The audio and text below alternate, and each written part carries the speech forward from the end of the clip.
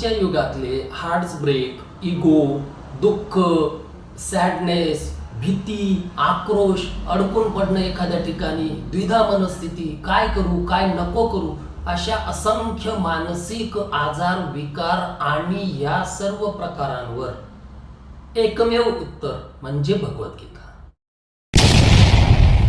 जेव्हा जीवन म्हणजे संग्राम वाटेल, जेव्हा तुमच्या जीवनात तुम्हाला तुमचे रोजचे प्रसंग हे एका युद्धाप्रमाणे वाटतील आणि त्याच्यात तुम्ही अडकल्यासारखं जेव्हा वाटेल, त्यावेळेस त्याच्यावर उत्तर म्हणजे भगवद्गीता. नमस्कार. आता आपण आपल्या एका नवीन सिरीजला सुरुवात करत आहोत, ज्याच्यात आपण भगवद्गीता याच्यातली मानसिकता, याच्यातले वैज्ञानिक सिद्धांत आणि याच्यातलं तत्वज्ञान यावर चर्चा करणार आहोत एकेका पार्टमध्ये, ज्याच्यात भगवद्गीता काय आहे इथून तर भगवद्गीतेचे सर्व जे अध्याय आहेत त्या अध्यायांचा सारांश किंवा त्या अध्यायांमध्ये आपल्या आजच्या जीवनातील ज्या घडामोडी आहेत त्यांच्यावर कसं उत्तर शोधता येईल, या सर्व दृष्टिकोनातून आपण भगवद्गीतेवर चर्चा करणार आहोत. मी तुम्हाला इन डिटेलमध्ये सर्व अध्याय पाठ करायला सांगू शकत नाही, मीही ते पाठ केलेले नाहीत, पण भगवद्गीता वाचताना किंवा भगवद्गीता समजताना काय करावं लागतं, कोणत्या अडचणी येतात, त्यामागे कोणते कोणते वैज्ञानिक दृष्टिकोन असतील, आजच्या घडीला जर आपण त्या गोष्टी टॅली करायच्या म्हटल्या तर कोणत्या वैज्ञानिक दृष्टिकोनाने टॅली करू शकतो, अशा बऱ्याचशा गोष्टींवर आपण एक प्रकारे चर्चा करणार आहोत, ज्याच्यात माझ्याकडून कुठलाही दावा केला जाणार नाही, माझ्याकडून कुणाचीही भावना दुखावली जाणार नाही. फक्त आपण जी घटना त्या ठिकाणी घडत असेल त्या घटनेच्या मागे त्या त्या पात्रांची काय मानसिकता असेल आणि तशीच मानसिकता जेव्हा आपली होते तेव्हा आपल्याला काय उत्तर मिळू शकतं यावर आपण चर्चा करणार आहोत. नमस्कार, मी डॉक्टर गणेश पाटील स्वागत करतो तुमचं माझ्या यूट्यूब चॅनलमध्ये, ज्याचं नाव आहे माय प्रॉब्लेम्स माय सोल्युशन. तर सुरुवात करतो, भगवद्गीता काय आहे. हे सगळ्यात मोठं दुर्दैव आहे आपल्या समाजाचं की ज्या ग्रंथाच्या, ज्या आद्य ग्रंथाच्या आधारे आपली जीवनशैली चालली पाहिजे होती, ज्या आद्य ग्रंथाच्या आधारे आपण नियम अतिनियम सर्व गोष्टी पाळल्या पाहिजे होत्या, त्या ग्रंथाच्या आतला कुठलाही गाभा सोडा, त्या ग्रंथाचे आतले कुठलेही श्लोक सोडा, अध्याय सोडा, इवन आजच्या तरुण पिढीला भगवद्गीता नावाचा एखादा ग्रंथ आहे हे सुद्धा बऱ्यापैकी माहीत नाही. बघा, प्रत्येक धर्माचे, मानव निर्मित धर्माचे प्रत्येकाने एक एक प्रकारचे एक ग्रंथ त्यांचे स्वतःचे जपलेले आहेत, ज्याच्यामध्ये त्यांनी कसं जगावं, त्यांच्या मनाचे खेळ काय असतात, त्यांच्या आयुष्याला कशी कलाटणी मिळते, भगवंत आहे की नाही आहे, आहे तर कसा आहे, आणि त्या चांगल्या चांगल्या गोष्टी ज्या काही असतील, जे आतापर्यंत शाळेत म्हणत आलोय मजहब नाही सिखाता आपस में बैर करना, पण मग ते सिखाता म्हणजे ते लिहिलं कुठं आहे तर ते त्यांच्या त्यांच्या धार्मिक ग्रंथात लिहिलेलं आहे. आणि आपल्या समस्त हिंदू समाजाचा जो धार्मिक ग्रंथ, आद्य ग्रंथ आहे तो आहे भगवद्गीता. भगवद्गीता हा असा एकमेव ग्रंथ आहे ज्या ग्रंथामध्ये तुम्हाला तुमच्यासाठी काय नाही असं म्हणू शकत नाही, तुमच्या जीवन जगण्याचं ते एक सार आहे भगवद्गीता. आणि अजून एक दुसरी गीता आहे जिचं नाव आहे अष्टवक्र गीता. दोघांमधला एक फरक जो आहे तो शॉर्टकट सांगतो आणि पुढे जाऊन मग मी भगवद्गीतेबद्दल थोडं सांगतो आणि मग पुढच्या एपिसोड पासून आपण एकेका पात्राची ओळख करून मग एकेका, कारण त्यांची चर्चा तशी होती, एकतर सैन्य घ्या एक तर श्रीकृष्ण घ्या. कौरवांनी सैन्य घेतलं, पांडवांनी श्रीकृष्ण घेतले.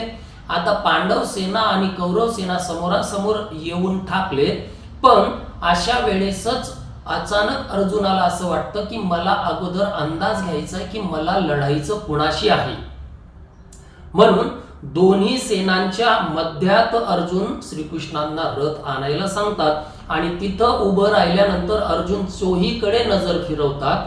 त्यांना त्यांच्या बाजूला त्यांचे मुलं, त्यांचे पुतणे, त्यांचे नातू, त्यांचे बंधू, त्यांचे गुरु, त्यांचे शिष्य सगळे दिसतात.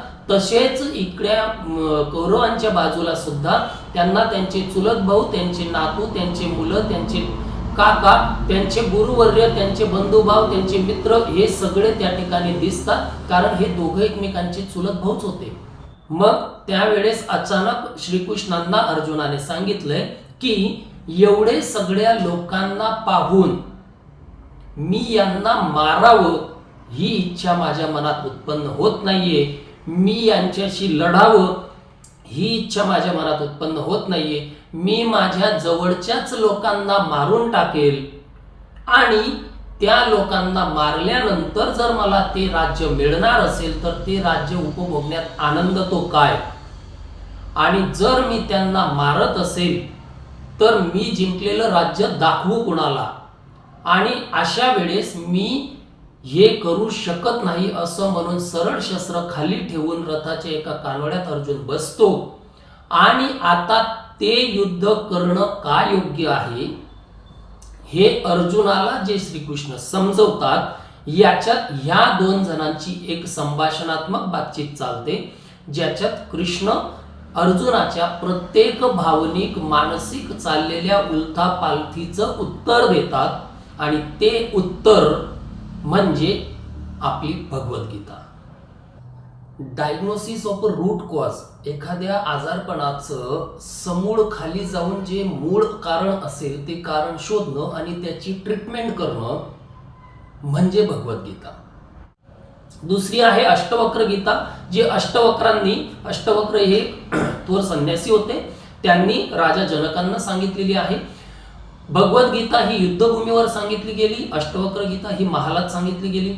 भगवद्गीता ही जेव्हा तुम्हाला जीवनात संघर्ष वाटेल, जेव्हा संग्राम वाटेल त्यावेळेस तुम्हाला मार्गदर्शन करते, आणि अष्टवक्र गीता जेव्हा तुम्हाला स्वतःच्या आतला शोध घ्यायचा असतो की मी कोण आहे आणि मला त्या गोष्टीचं ज्ञान व्हावं, त्याच्यासाठी अष्टवक्र गीता तुम्हाला जास्त फायदेशीर आहे.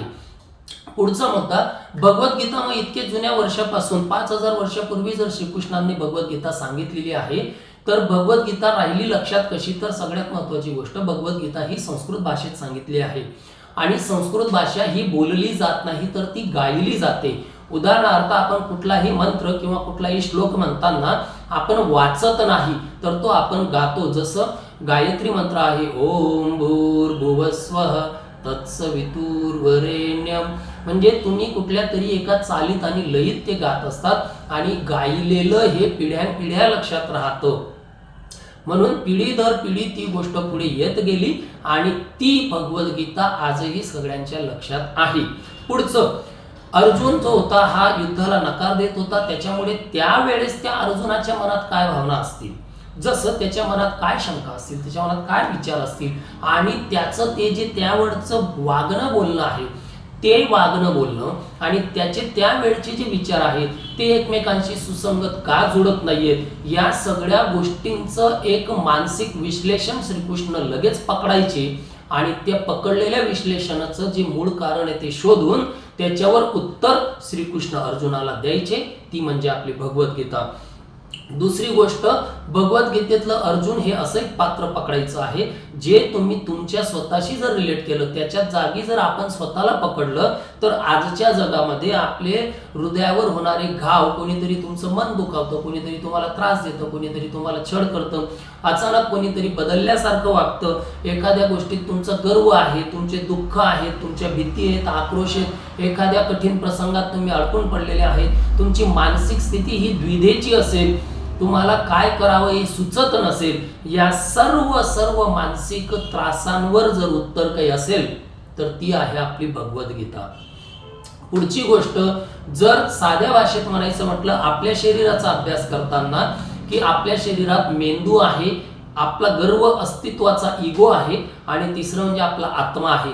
जर ह्या तिघ गोष्टींना आपण भगवद्गीतेशी रिलेट करणार असू, आणि चौथी गोष्ट आपलं शरीर, तर पहिली गोष्ट आत्मा ही कृष्णांच्या जागी राहतील, मेंदू हा अर्जुनाच्या जागी राहील, इगो हा दुर्योधनाच्या जागी राहील, आणि हे जीवन हे तुमच्या महाभारतातील कुरुक्षेत्राच्या युद्धासारखं राहील, ज्या ठिकाणी कृष्ण हे शेवटचं उत्तर आहे जे आपल्याला खरी दिशा देऊ शकतं. तसं आपण जे कायम बोलतो की काहीही वाईट प्रसंगात अडकल्यानंतर आपल्या आत्म्याचं काय म्हणणं आहे, आपल्या आत्म्याची आवाज ऐका, म्हणजेच तुमच्या कृष्णाचं ऐका, तो तुम्हाला कधीही मिसगाईड करणार नाही. पण अगोदर तो झाकला गेलाय का त्याला उलगडावं लागेल. पुढची गोष्ट की माझ्या म्हणण्यानुसार विचार कराल तर there is no war at all outside. बाहेर कुठलंही वॉर नसतं, आधी ते आपल्या आत उत्पन्न होतं. साधी गोष्ट आहे, जे आपल्या आत उत्पन्न होतं त्याचा सगळा खेळ हा आपल्या मनाचा असतो. उदाहरणार्थ, जर एखाद्या ठिकाणी गुन्हा घडत असेल, समजा तुम्ही रागा दोन भाऊ चुलत भाऊ कोणीतरी भांडले आणि एकाने चाकूचा हल्ला दुसऱ्यावर जर केला तर चाकूचा हल्ला करण्या अगोदर ती भावना त्याच्या मनात उत्पन्न होते. ती ऑर्डर त्याच्या मेंदूला जाते, ती ऑर्डर त्याच्या शरीरातल्या अवयवांना जाते आणि मग तो हात उगारला जातो आणि तो चाकू वसकला जातो. ही सर्व क्रिया जी घडते याचा मेन उगम जो आहे तो मन आहे. आणि चाकू मारल्यानंतर जे मन अगोदर म्हणत होतं की तू चाकू मार, चाकू मारल्यानंतर तेच मन म्हणतं अरे तू हे काय केलंस, तू सरळ सरळ तुझ्या भावाला चाकू मारलास, किती अक्षम्य गुन्हा आहे. हे दोन्ही बाजूने खेळणारं जे मन आहे हे आपल्याला कधीही बाहेर पडू देत नाही. त्याच्यावर ताबा मिळवणे किंवा त्याला सोबत घेऊन चालणे किंवा त्याला आपला मित्र बनवणे या सर्व गोष्टींचे उत्तर जर कुठं मिळणार असेल तर ते म्हणजे भगवद्गीता. ह्या भगवद्गीतेमध्ये आपला जो मूळ ग्रंथ आहे, या ग्रंथामध्ये तुम्हाला जर का भगवद्गीता वाचायची असेल तर ती फक्त आणि फक्त गीता प्रेस गोरखपूर यांची जशी आहे तशी, ज्याच्यात कुठलीही छेडछाड केलेली नाही अशीच भगवद्गीता वाचायची आहे.